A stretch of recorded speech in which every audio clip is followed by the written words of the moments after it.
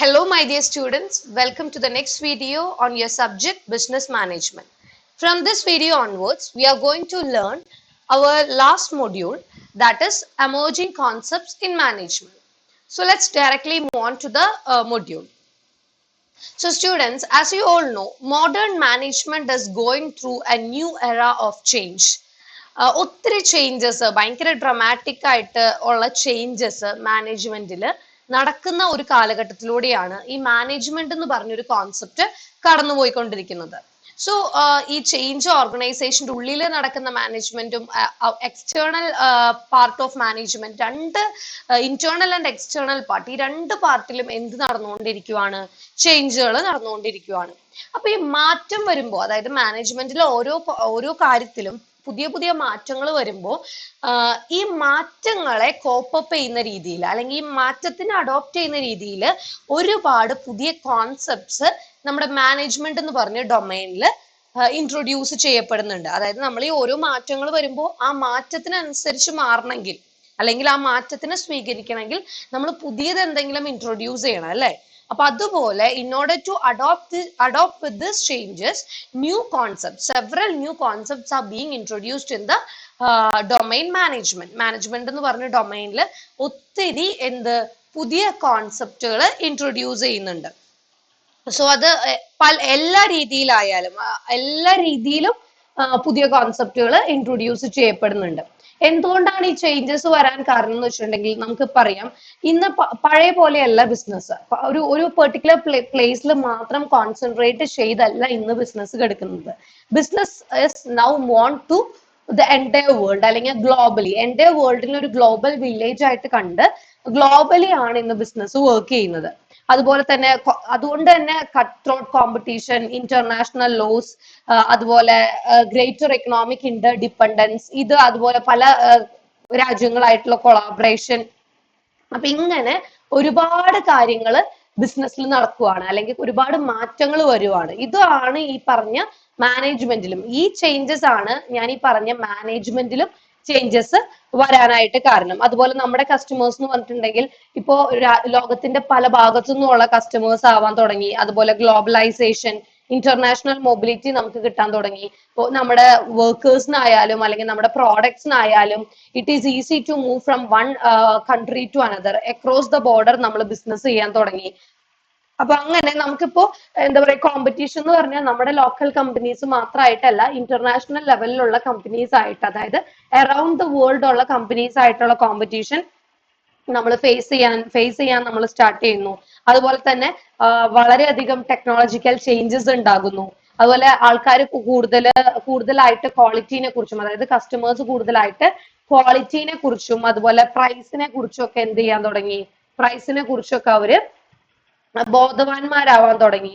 So ഇങ്ങനെയുള്ള ഈ പറഞ്ഞ കാര്യങ്ങളൊക്കെ വന്നതുകൊണ്ടാണ് എന്തുണ്ടായത്, നമുക്ക് ചേഞ്ചുകളുടെ ആവശ്യം കൂടുതലായിട്ട് ആവശ്യം വന്നത്.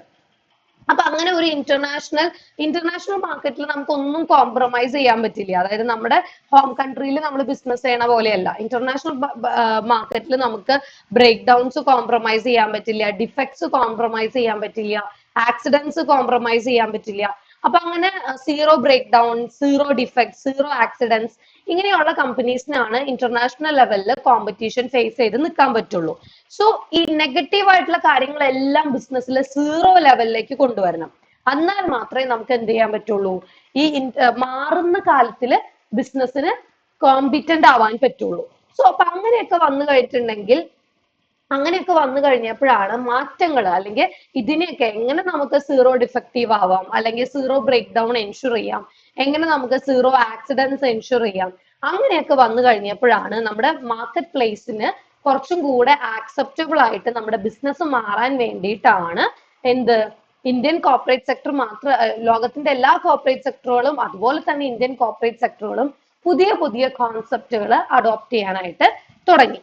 അപ്പൊ അങ്ങനെ ബിസിനസ് അഡോപ്റ്റ് ചെയ്ത നമ്മുടെ മോഡേൺ മാനേജ്മെന്റ് ഞാൻ ഈ പറഞ്ഞ മാറ്റങ്ങളെ കോപ്പപ്പ് ചെയ്യാൻ വേണ്ടിയിട്ട്, അല്ലെങ്കിൽ മാറ്റങ്ങളുമായിട്ട് പാരലൽ ആയിട്ട്, അല്ലെങ്കിൽ അതിനോട് ലൈനപ്പ് ചെയ്ത് പോകാനായിട്ട് നമ്മുടെ മാനേജ്മെന്റ് എന്ന് പറഞ്ഞ ഡൊമൈൻ അഡോപ്റ്റ് ചെയ്തിട്ടുള്ള പുതിയ കോൺസെപ്റ്റുകൾ അല്ലെങ്കിൽ പുതിയ കുറച്ച് കാര്യങ്ങൾ അതാണ് നമ്മൾ ഈ മോഡേൺ ട്രെൻഡ്സ് ഇൻ മാനേജ്മെന്റ് എന്ന് പറഞ്ഞ മൊഡ്യൂളിൽ നമ്മൾ ഡീൽ ചെയ്യാൻ പോകുന്നത്.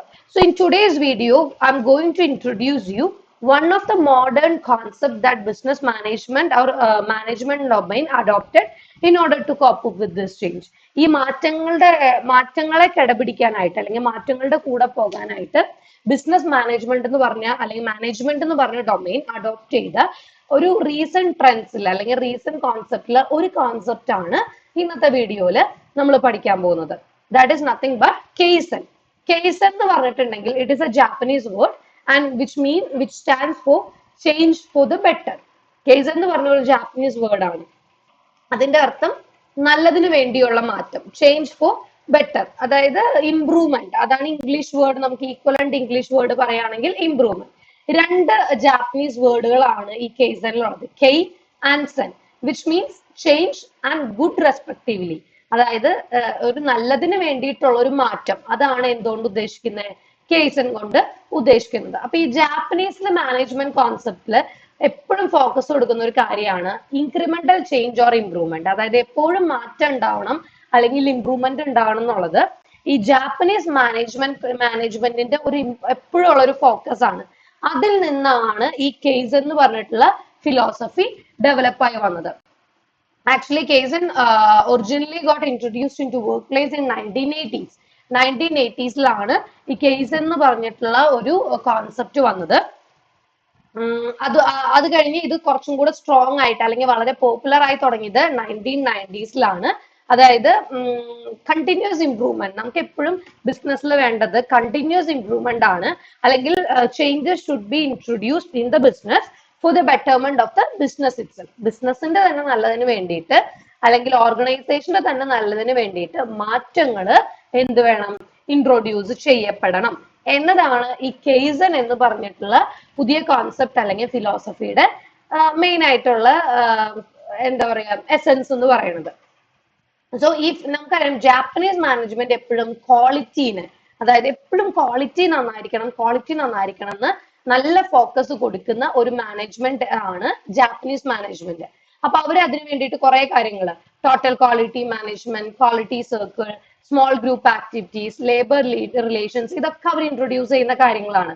സോ ഇതിന്റെ ഒക്കെ ഒരു ആകത്തുകയാണ് നമുക്ക് എന്തെന്ന് പറയാം, കേസൻ ഫിലോസഫി എന്ന് നമുക്ക് പറയാം. ഓക്കെ, സോ കേസനിൽ ഇത്രയേ ഉള്ളൂ ഉദ്ദേശിക്കുന്നത്, കണ്ടിന്യൂസ് ഇംപ്രൂവ്മെന്റ്. ഈ കേസൻ ആദ്യമായിട്ട് ഇൻട്രൊഡ്യൂസ് ചെയ്തത് ടൊയോട്ട മോട്ടോർ കമ്പനിയാണ്. അവരുടെ ലീൻ മാനുഫാക്ചറിങ്ങിന്റെ ഭാഗമായിട്ട് ടേച്ചി ഓക്മോ എന്ന് പറഞ്ഞിട്ടുള്ള ഒരു ജാപ്പനീസ് എഞ്ചിനീയർ ആണ് ടൊയോട്ടോ മോട്ടോഴ്സിലെ ഈ ഒരു കേസൻ ടൊയോട്ടോ മോട്ടോഴ്സിൽ അവരുടെ ക്വാളിറ്റി, കോസ്റ്റ്, ഡെലിവറി, സേഫ്റ്റി ഇതൊക്കെ എൻഷുർ ചെയ്യാൻ വേണ്ടിയിട്ട് അല്ലെങ്കിൽ ഇതൊക്കെ ഇംപ്രൂവ് ചെയ്യാൻ വേണ്ടിയിട്ട് കേസൻ എന്ന് പറഞ്ഞിട്ടുള്ള ഫിലോസഫി ഇൻട്രൊഡ്യൂസ് ചെയ്തത് ടേച്ചി ഓക്കുമോ എന്ന് പറഞ്ഞിട്ടുള്ള ജാപ്പനീസ് ഒരു ജാപ്പനീസ് എഞ്ചിനീയർ ആണ് ഇത് ഇൻട്രൊഡ്യൂസ് ചെയ്തത്. ഓക്കെ, സോ ഒരു സക്സസ്ഫുൾ കേസ് റൺ സ്ട്രാറ്റജിയിൽ മെയിൻ ആയിട്ട് ഇൻവോൾവ് ആയിട്ടുള്ളത് total quality control or total quality management, just in time production system, total productive maintenance, policy development and the suggestion system, small group activities അല്ലെങ്കിൽ quality circle. ഇതാണ് main ആയിട്ട് എന്തിലുള്ളത്, കേസനിൽ ഉള്ളത്. ഇത് നമ്മൾ detail ആയിട്ട് next പഠിക്കും. ഓക്കെ, സോ നമുക്ക് ഇനി കാണാൻ പോകുന്നത് കീ എലമെന്റ്സ് ഓഫ് കേസൻ ആണ്. സോ കേസന്റെ കീ എലമെന്റ്സ് എന്ന് പറഞ്ഞിട്ടുണ്ടെങ്കിൽ 3 കേസന്റെ അല്ലെങ്കിൽ മെയിൻ ആയിട്ടുള്ള കേസൻ ഫിലോസഫിയുടെ ഫൗണ്ടേഷൻ എന്ന് പറഞ്ഞിട്ടുണ്ടെങ്കിൽ 3 എലമെന്റ്സ് ആണ്. ഒന്ന്, elimination of waste and inefficiency. അവര് വേസ്റ്റ് എന്ന് പറഞ്ഞ മുഡ എന്നാണ് ജാപ്പനീസിൽ പറയുന്നത്. അപ്പം മെയിൻ ആയിട്ട് ഏതൊരു ആക്ടിവിറ്റി ബിസിനസ് ചെയ്യുവാണെങ്കിലും വേസ്റ്റും ഇൻഎഫിഷ്യൻസിയും കംപ്ലീറ്റ് ആയിട്ട് ഒഴിവാക്കാം. വേസ്റ്റ് എന്ന് പറയുന്നത് അവർ ഉദ്ദേശിക്കുന്നത് ഓവർ പ്രൊഡക്ഷൻ, നമുക്ക് ആവശ്യമില്ലാത്ത യൂണിറ്റ്സ് നമ്മൾ പ്രൊഡ്യൂസ് ചെയ്ത് വെക്കുക. ദെൻ നീഡ്ലെസ് ട്രാൻസ്പോർട്ടേഷൻ, ആവശ്യമില്ലാതെ ട്രാൻസ്പോർട്ടേഷന് കാശ് ചെലവാക്കുക. അൺനെസസറി മോഷൻ, അതായത് ജോലിക്കാരായാലും അല്ലെങ്കിൽ ഫിസിക്കൽ ആയിട്ടുള്ള എന്തെങ്കിലും എക്യുപ്മെന്റ്സോ മെഷീനറി ആയാലും ആവശ്യമില്ലാത്ത മോഷൻ, അതായത് ജോലിക്കാർ ചുമ്മാ അങ്ങോട്ടും ഇങ്ങോട്ടും നടക്കുക, പിന്നെ വെറുതെ ഇന്ന് വിടിരുന്ന മെഷീനറി നാളെ ഒരു ആവശ്യമില്ലാതെ അവിടേക്ക് കൊണ്ടുവയ്ക്കുക. അപ്പൊ അതിലൊക്കെ നമുക്ക് ഒരുപാട് എഫേർട്ടും കാര്യങ്ങളും ഇൻവോൾവ് ആണ് അല്ലെ, അപ്പൊ അത് അവോയ്ഡ് ചെയ്യുക. പിന്നെ വെയിറ്റിംഗ് ടൈം, അതായത് ഐഡിയൽ ടൈം, അതായത് ജോലിക്കാർ വെറുതെ ഇരിക്കുന്ന ടൈം, എന്തെങ്കിലും ഒരു കാര്യത്തിന് ഒരു മെഷീനറി ഒരു റോ മെറ്റീരിയൽ കൊണ്ടുവരാനായിട്ട് വെയിറ്റ് ചെയ്തിരിക്കുക. അപ്പൊ അങ്ങനെയുള്ള ടൈമുകൾ അതും വേസ്റ്റ് ആണ്. Then meaningless processing that adds no value. നമ്മൾ കുറെ പ്രൊസീജിയേഴ്സ് ഒരു വാല്യൂ ഇല്ലാതെ അല്ലെങ്കിൽ ബിസിനസിന്റെ ആക്ടിവിറ്റീസിൽ ഒരു വാല്യൂ ആഡ് ചെയ്യാത്ത കുറെ ആക്ടിവിറ്റീസ് അല്ലെങ്കിൽ പ്രോസസ്സ്, പിന്നെ അൺവാണ്ടഡ് ഇൻവെന്ററി. ഇൻവെന്ററി എന്ന് പറഞ്ഞാൽ നിങ്ങൾക്ക് അറിയാം അല്ലെ, സ്റ്റോക്ക്, നമുക്ക് ആവശ്യമില്ലാത്ത സ്റ്റോക്ക് നമ്മൾ സൂക്ഷിക്കുക, പിന്നെ ഡിഫക്റ്റുകൾ ഉണ്ടാവുക, ഇതൊക്കെ എന്താണ്, വേസ്റ്റ് ആയിട്ടാണ് കണക്കാക്കുന്നത്. അപ്പൊ ഇതൊക്കെ എലിമിനേറ്റ് ചെയ്യുന്നത് വഴി ഇൻഎഫിഷ്യൻസി കൂട്ടാം. അപ്പൊ elimination of waste and inefficiency is one of the elements of kaizen. കേസന്റെ ഒരു എലമെന്റ് ആണ് ഏത്, elimination of waste and inefficiency. Then kaizen's 5 framework good housekeeping, അതായത് ഗുഡ് ഹൗസ് കീപ്പിംഗിന് വേണ്ടിയിട്ടുള്ള 5 S ഫ്രെയിംവർക്കുകൾ കേസൻ ഉണ്ട്. അതാണ് കേസന്റെ രണ്ടാമത്തെ എലമെന്റ് എന്ന് പറഞ്ഞാൽ. അതിൽ ജാപ്പനീസ് വേർഡ്സ് ആണ് പറയുന്നത്. ഈ കേസന്റെ 5 S എന്ന് പറഞ്ഞിട്ടുണ്ടെങ്കിൽ, ഒന്ന് ഷെയറി which means tidiness and or sort, അല്ലാതെ എല്ലാ കാര്യവും നീറ്റ് ആൻഡ് ക്ലീൻ ആയിരിക്കണം ഓർഗനൈസേഷനിൽ. അതാണ് സെയ്രി എന്ന് പറഞ്ഞിട്ടുള്ള എസ് ഫ്രെയിംവർക്ക് പറയുന്നത്. ദെൻ സെയ്റ്റോൺ എന്ന് പറഞ്ഞിട്ടുണ്ടെങ്കിൽ ഓർഡർലിനെസ് ഓർ സിസ്റ്റമാറ്റൈസ്, എല്ലാ കാര്യങ്ങളും ഓർഡറിലായിരിക്കണം, സിസ്റ്റമാറ്റിക് ആയിരിക്കണം. ദെൻ സെയ്സോ which means cleanliness or sweep, എല്ലാ കാര്യങ്ങളും ക്ലീൻ ആയിരിക്കണം, എല്ലാം നമ്മൾ ഇങ്ങനെ വൃത്തിക്ക് സൂക്ഷിച്ചുണ്ടാവണം. ദെൻ ഷേസ് 2 എന്ന് പറഞ്ഞിട്ടുണ്ടെങ്കിൽ which means standardised clean up, എല്ലാ കാര്യങ്ങളും സ്റ്റാൻഡർഡൈസ്ഡ് ആയിരിക്കണം. ദെൻ ഷേഷ്ക്വേ എന്ന് പറഞ്ഞിട്ടുണ്ടെങ്കിൽ സെൽഫ് ഡിസിപ്ലിൻ, ഓർഗനൈസേഷനിലെ എല്ലാ എംപ്ലോയീസും അല്ലെങ്കിൽ എല്ലാ കാര്യങ്ങളും എന്തുണ്ടാവണം, ഒരു സെൽഫ് ഡിസിപ്ലിൻ ഉണ്ടാകണം. അപ്പൊ ഇതാണ് രണ്ടാമത്തെ എലമെന്റ്, കേസന്റെ 5S ഫ്രെയിംവർക്ക്. ഹൗസ് കീപ്പിംഗില്, ഗുഡ് ഹൗസ് കീപ്പിംഗില് കേസൻ പറയുന്ന 5S ഫ്രെയിംവർക്ക്, ഇതാണ് second element. Then standardization. Kaizen നിർബന്ധമായിട്ടും പറയുന്നത് മാനുഫാക്ചർ ചെയ്യുന്ന ഐറ്റംസിന്, അതായത് ഒരു സ്റ്റാൻഡേർഡ് സൈസും ഷേപ്പും ഉണ്ടാവണം. അതായത് ബിസിനസ് മാനേജ് ചെയ്യുന്ന ഒരു പ്രോഡക്റ്റ് ഇന്ന ഷേപ്പില്, പിന്നെ വേറൊരു പ്രോഡക്റ്റ് വേറൊരു സൈസില്, അങ്ങനെ പാടില്ല. എല്ലാത്തിനും ഒരു സ്റ്റാൻഡേർഡ് ആയിട്ടുള്ള ഷേപ്പും സൈസും ഉണ്ടാവണം. ഇതിന്റെ ഗുണം എന്താ വെച്ചിട്ടുണ്ടെങ്കിൽ it helps to minimise the effort for production planning and scheduling. Production plan ചെയ്യാനും ഷെഡ്യൂൾ ചെയ്യാനും നമുക്ക് ഒരുപാട് എഫേർട്ട് ഇടേണ്ട വരില്ല. അതുപോലെ തന്നെ സ്റ്റോക്ക് പ്രൊസീജിയേഴ്സും കുറച്ചും കൂടെ എളുപ്പമായിട്ട് നമുക്ക് ചെയ്യാൻ പറ്റും. അപ്പൊ ഇത് മൂന്നുമാണ് ഏത്, കേസന്റെ 3 എലമെന്റ്സ് എന്ന് പറഞ്ഞിട്ടുണ്ടെങ്കിൽ. ഒന്ന് elimination of waste and inefficiency, പിന്നെ നമ്മൾ കണ്ട 5S framework, then standardization. These 3 are the elements of Kaizen. Kaizen എന്ന് പറഞ്ഞാൽ എന്താ, it is a philosophy, it is a new philosophy in management which got introduced in the year of 1980s in the workplace, and it got popularized in 1990s. Toyota Motors'ൽ ആണ് ഇത് ആദ്യമായിട്ട് ടേച്ചി ഓഹുമോ എന്ന് പറഞ്ഞിട്ടുള്ള Japanese engineer introduce ചെയ്തത്. ഇതിന്റെ ഈ concept, ഈ ഫിലോസഫിയിൽ base ആയിട്ടുള്ള കോൺസെപ്റ്റ് ഇത്രയേ ഉള്ളൂ, ചേഞ്ച് ഫോർ ബെറ്റർ അല്ലെങ്കിൽ ഇംപ്രൂവ്മെന്റ്. നല്ലതിന് വേണ്ടിയിട്ട് എപ്പോഴും ബിസിനസ് മാറിക്കൊണ്ടിരിക്കണം, അല്ലെങ്കിൽ ബിസിനസ് എപ്പോഴും ഇംപ്രൂവ് ചെയ്തുകൊണ്ടിരിക്കണം. ഇതാണ് മെയിൻ ആയിട്ടുള്ള കോൺസെപ്റ്റ്. ഓക്കെ, അപ്പം നിങ്ങൾക്ക് കേസൻ എന്താന്ന് ഒരു ഐഡിയ കിട്ടിയെന്ന് വിചാരിക്കുന്നു. ഇനി let's move on to the features of Kesan.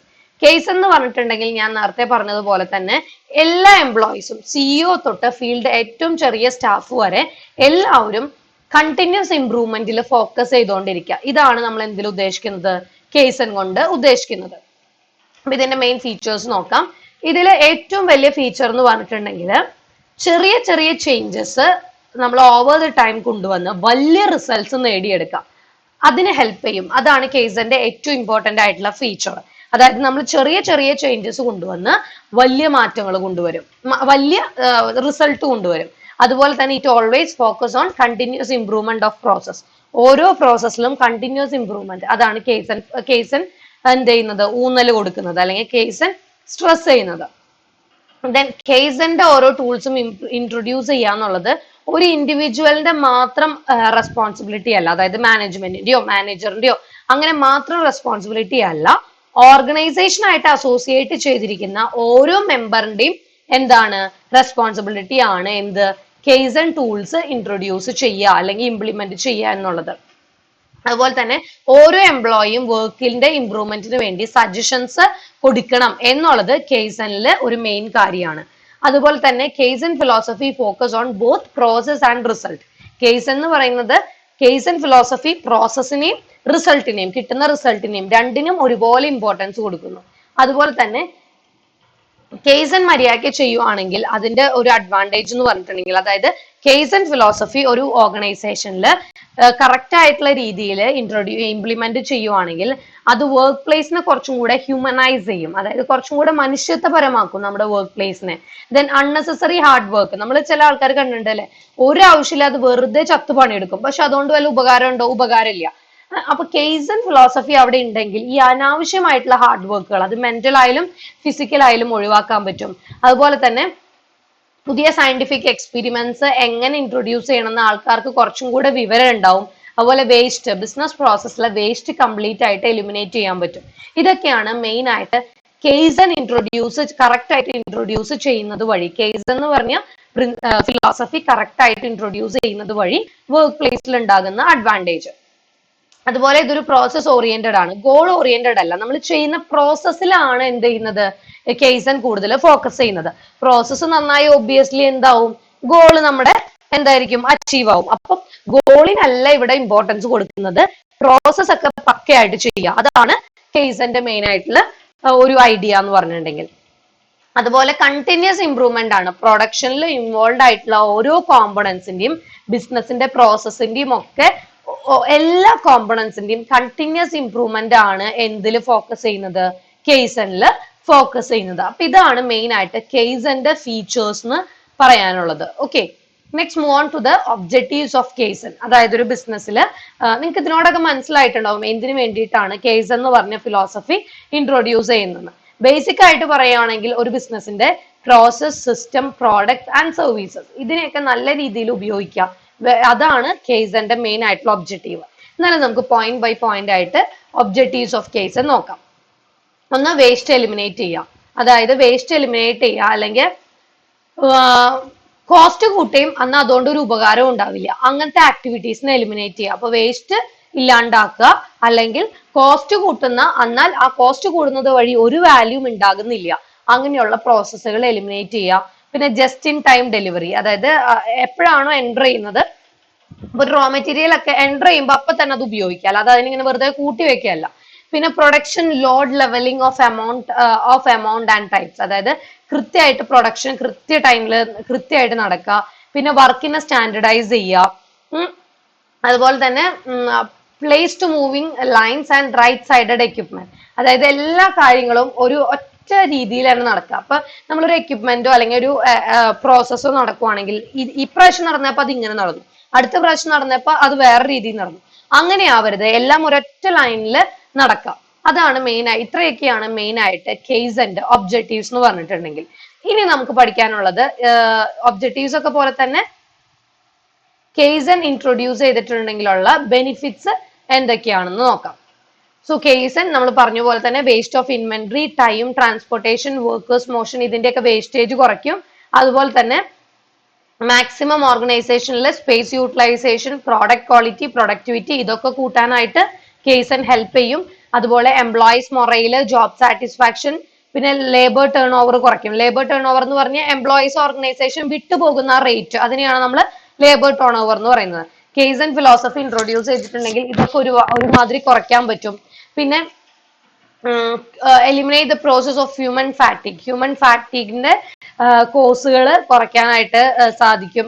അതുപോലെ തന്നെ ഇൻഡിവിജ്വൽ പീപ്പിൾ കേപ്പബിലിറ്റി മാക്സിമം, ഓരോ ആൾക്കാരുടെയും കപ്പാസിറ്റി മാക്സിമം ഇംപ്രൂവ് ചെയ്യും. അതുപോലെ പുതിയ ഐഡിയാസ്, പുതിയ പ്രോഡക്റ്റ് ഐഡിയാസ് കൊണ്ടുവരും. അതുപോലെ പുതിയ സിസ്റ്റത്തിനെ ഇംപ്രൂവ് ചെയ്യാനും, പ്രോസസ് സിസ്റ്റം ആയാലും ഒരു ഓർഗനൈസേഷനിലെ സിസ്റ്റത്തിനെ ആയാലും പ്രോസസ്സിനെ ആയാലും ഇംപ്രൂവ് ചെയ്യാനായിട്ട്, അതിന്റെ ക്വാളിറ്റി ഇംപ്രൂവ് ചെയ്യാനായിട്ട് ഹെൽപ്പ് ചെയ്യും. അതുപോലെ തന്നെ എല്ലാ കാര്യത്തിലും, ഒരു ഓർഗനൈസേഷനിലെ എല്ലാ കാര്യത്തിലും മാക്സിമം എഫിഷ്യൻസി അല്ലെങ്കിൽ ക്വാളിറ്റി കൊണ്ടുവരാനായിട്ട് ഹെൽപ്പ് ചെയ്യും. അതുപോലെ തന്നെ എക്സിസ്റ്റിംഗ് സിസ്റ്റത്തിനെ ക്വസ്റ്റ്യൻ ചെയ്യാനും, എക്സിസ്റ്റിംഗ് സിസ്റ്റത്തിനെയും പ്രോസസ്സിനെയും ക്വസ്റ്റ്യൻ ചെയ്ത് അതിലെ എല്ലാ ഡിഫക്ട്സും എന്ത് ചെയ്യാനായിട്ട്, വെളിച്ചത്ത് കൊണ്ടുവരാനായിട്ട് കേസൻ എപ്പോഴും എന്ത് ചെയ്യും, ഹെൽപ്പ് ചെയ്യും. അതുപോലെ തന്നെ മെഷീൻ കേപ്പബിലിറ്റി ഇംപ്രൂവ്മെന്റ്, മെഷീന്റെ ഡൗൺ ടൈം, മെഷീൻ ഡൗൺ ആയിരിക്കുന്ന ടൈം അല്ല അത് കുറച്ചിട്ട് മെഷീൻ മാക്സിമം നല്ല രീതിയിൽ യൂട്ടിലൈസ് ചെയ്യാനായിട്ട് കേസൻ ഹെൽപ്പ് ചെയ്യും. ദെൻ എല്ലാ ലെവലിലും ഒരു ഓർഗനൈസേഷന്റെ ഈച്ച് ആൻഡ് എവറി ലെവലില് അല്ലെങ്കിൽ ഈച്ച് ആൻഡ് എവറി പ്രൊസീജിയറിൽ കണ്ടിന്യൂസ് ഇംപ്രൂവ്മെന്റ്, അതാണ് കേസൻ കൊണ്ടുവരുന്നത്. ക്വാളിറ്റി ഇംപ്രൂവ്മെന്റിന് ഹെൽപ്പ് ചെയ്യും. അപ്പൊ ഇതൊക്കെ വഴി ഓട്ടോമാറ്റിക്കലി കസ്റ്റമർ സർവീസും കസ്റ്റമർ റിലേഷൻഷിപ്പും ഒക്കെ ഡെവലപ്പ് ചെയ്യും.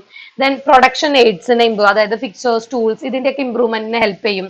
പിന്നെ സർവീസ് ആയാലും അതുപോലെ ഗുഡ്സ് ആയാലും ഫാസ്റ്റ് ആയിട്ട് എത്തിക്കേണ്ട സ്ഥലത്ത് നമുക്ക് ഡെലിവർ ചെയ്യാൻ പറ്റും. പിന്നെ നമ്മൾ ക്യാപിറ്റൽ, എംപ്ലോയി റിട്ടൻഷൻ, കമ്മ്യൂണിക്കേഷൻ, ഇതൊക്കെ കൊണ്ടുവരുമ്പോൾ നമുക്കൊരു ഇംപ്രൂവ്മെന്റ് അല്ലെങ്കിൽ ഒരു ക്വാളിറ്റി ഇംപ്രൂവ്മെന്റ് എൻഷുർ ചെയ്യാൻ പറ്റും. അതായത് ക്യാപിറ്റലായാലും എംപ്ലോയി റിട്ടൻഷൻ എന്ന് പറഞ്ഞിട്ടുണ്ടെങ്കിൽ എംപ്ലോയീസിനെ ഓർഗനൈസേഷനിൽ തന്നെ നിലനിർത്താം. അവരെപ്പോഴും വേറെ സ്ഥലത്തേക്ക് പോകാതെ നമ്മുടെ ഓർഗനൈസേഷനിൽ തന്നെ അവരെ നിലനിർത്തിക്കൊണ്ടുപോവുക. അപ്പൊ ക്യാപിറ്റൽ യൂസ് ചെയ്യുന്നതിലായാലും എംപ്ലോയീസിനെ റീറ്റെയിൻ ചെയ്യുന്നതിലായാലും കമ്മ്യൂണിക്കേഷനിലായാലും ഒക്കെ ഒരു ക്വാളിറ്റി ഇംപ്രൂവ്മെന്റ് കെയ്സൺ കൊണ്ടുവരും. These all are the basic major benefits of kaizen. ഈ ബെനിഫിറ്റ്സിൽ പറഞ്ഞത് തന്നെയാണ് നമുക്ക് ഏതിൽ പറയാൻ പറ്റുക, അഡ്വാൻറ്റേജസിലും പറയാൻ പറ്റുക. അതായത് ബെനിഫിറ്റ്സ് ചോദിക്കുമ്പോൾ എഴുതുന്ന അതേ പോയിന്റ്സ് തന്നെ നിങ്ങൾക്ക് വേണമെങ്കിൽ അഡ്വാൻറ്റേജസിലും എഴുതാം. നമുക്ക് നോക്കാം അഡ്വാൻറ്റേജസ് ആയിട്ട് എന്താണ് കൂടുതൽ പറഞ്ഞിട്ടുള്ളതെന്ന്.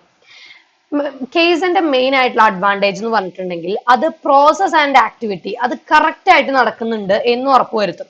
അതായത് ഒരു പ്രോസസ്സിലായാലും ആക്ടിവിറ്റിയിലായാലും ഒരു മിസ്റ്റേക്കും വരുന്നില്ല, ആവശ്യമില്ലാത്ത വേസ്റ്റോ കാര്യങ്ങളോ ഒന്നുമില്ലാതെ വേസ്റ്റ് മാക്സിമം കുറയ്ക്കുന്ന രീതിയിൽ പ്രോസസ്സും അല്ലെങ്കിൽ ആക്ടിവിറ്റിയും നടന്നു പോകുന്നുണ്ടെന്ന് ഉറപ്പുവരുത്തും. അതുപോലെ തന്നെ കമ്പനിയുടെ അല്ലെങ്കിൽ ഓർഗനൈസേഷന്റെ ലോങ് ടേം ഷോർട്ട് ടേം ഗോളുകൾ ഐഡന്റിഫൈ ചെയ്ത് ആ ഗോളുകൾ അച്ചീവ് ചെയ്യുന്നുണ്ട് എന്ന് ഉറപ്പുവരുത്താനായിട്ട് കെയ്സൺ ഹെൽപ്പ് ചെയ്യും. അതുപോലെ ഹാർബറുകളിലൊക്കെ, അതായത് നമ്മൾ ഈ ഹാർബറുകൾ എന്ന് പറയില്ലേ, ഈ കപ്പലും കാര്യങ്ങളൊക്കെ വരുന്നത്, അപ്പൊ ഈ ഹാർബറുകളിലൊക്കെ ഗ്രൂപ്പ് സെന്റേർഡ് ആക്ടിവിറ്റി ആണ്. അപ്പൊ ആ ഗ്രൂപ്പ് സെന്റേർഡ് ആക്ടിവിറ്റിയിൽ ടീം വർക്ക് ഉണ്ടായേ പറ്റുള്ളൂ.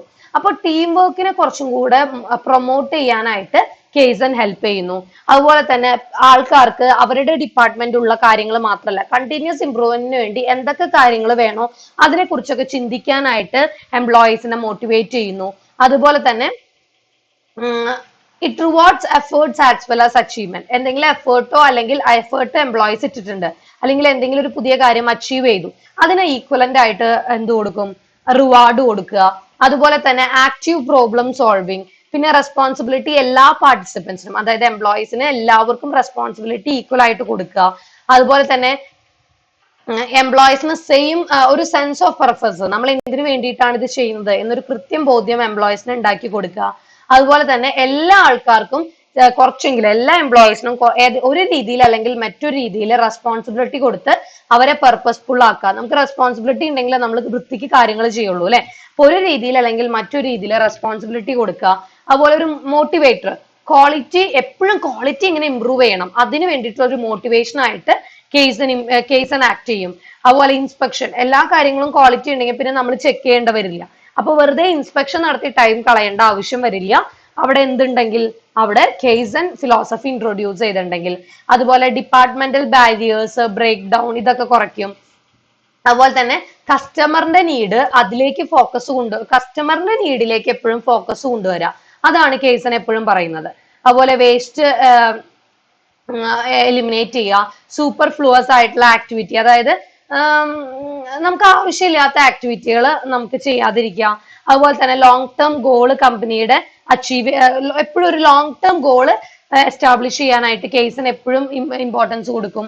അതുപോലെ തന്നെ മൊറയില് നമുക്ക് ചെയ്യുന്ന ഓരോ കാര്യത്തിലും കേസൺ അവിടെ ഉണ്ടെങ്കിൽ എല്ലാത്തിലും കേസൺ ഫിലോസഫി ഇൻട്രൊഡ്യൂസ് ചെയ്തിട്ടുള്ള ഒരു ഓർഗനൈസേഷൻ ആണെങ്കിൽ അവരുടെ ഒരു മൊറയിൽ എപ്പോഴും എംപ്ലോയീസിന്റെ ഒരു മൊറയിൽ അല്ലെങ്കിൽ ലോയലിറ്റി എപ്പോഴും കൂടുതലായിരിക്കും. So these all are the advantages of kaizen. അഡ്വാൻറ്റേജസും ബെനിഫിറ്റ്സും നിങ്ങൾക്ക് ഒരേപോലെ മാറ്റി എഴുതാവുന്ന കാര്യങ്ങളാണ്.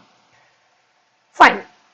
So in today's video, we studied about a new concept in management, that is Kaizen. Kaizen is a Japanese concept, that is it stands for change for betterment അല്ലെങ്കിൽ continuous improvement. അതാണ് main ആയിട്ട് Kaizen ഉദ്ദേശിക്കുന്നത്. നിങ്ങൾക്ക് Kaizen എന്ന് പറഞ്ഞ concept മനസ്സിലായെന്ന് വിചാരിക്കുന്നു. So ഈ വീഡിയോ കണ്ട് അതിനെക്കുറിച്ച് കുറച്ചും കൂടെ ഒന്ന് വായിച്ച് എന്തെങ്കിലും ഡൗട്ട്സ് ഉണ്ടെങ്കിൽ just note down your doubts. We'll discuss that doubts in the live session. Thank you.